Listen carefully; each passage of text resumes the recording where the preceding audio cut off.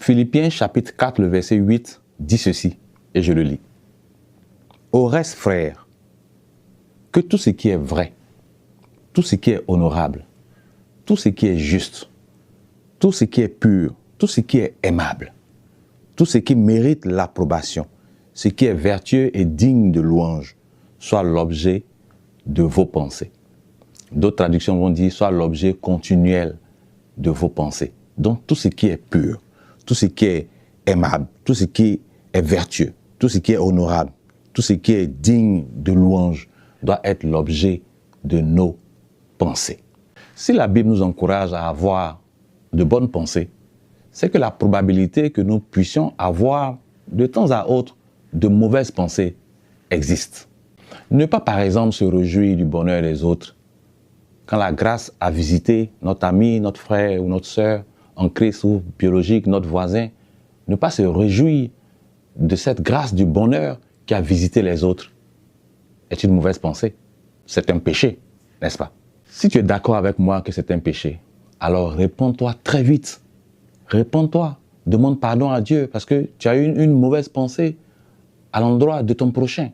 Ce bonheur ou cette grâce n'est peut-être pas dans ta cour, est dans la cour de l'autre, de ton voisin, de ton prochain, de ton frère ou de ta sœur. Mais il faut que tu te réjouisses de cela. La Bible nous encourage, nous tous, à nous réjouir pour ce qui arrive de bon aux autres.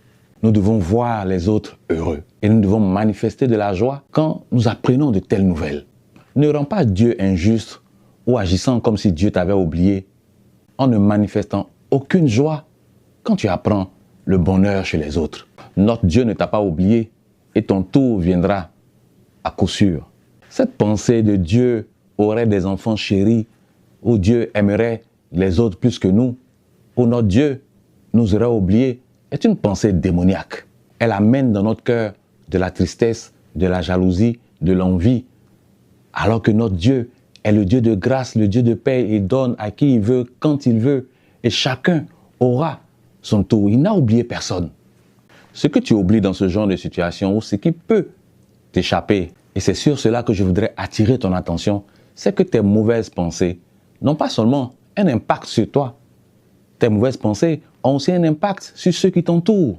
Tu peux retarder une bénédiction de ton frère, de ta sœur, ou simplement faire en sorte que la bénédiction n'arrive jamais parce que tu as de mauvaises pensées aux côtés de cette personne.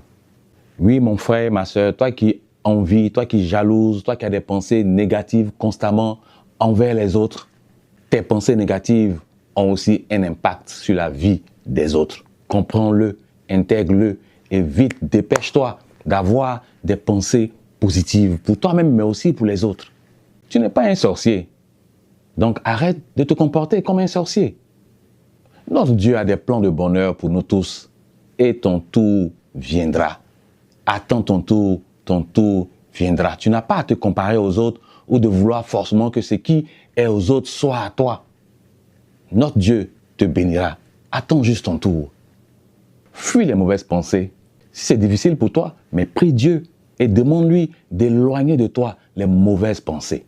Et apprends à te réjouir chaque jour du bonheur et de la grâce qui a visité les autres. Aussi petit que cela puisse paraître, réjouis-toi avec eux. C'est ce que Dieu veut te voir faire en tant que fils et fille du royaume. Pas d'être là en train de se plaindre constamment et de se comparer aux autres. Et nous continuerons de prier chaque jour pour que la grâce de Dieu, la paix de Dieu te visite et t'accompagne tous les jours de ta vie.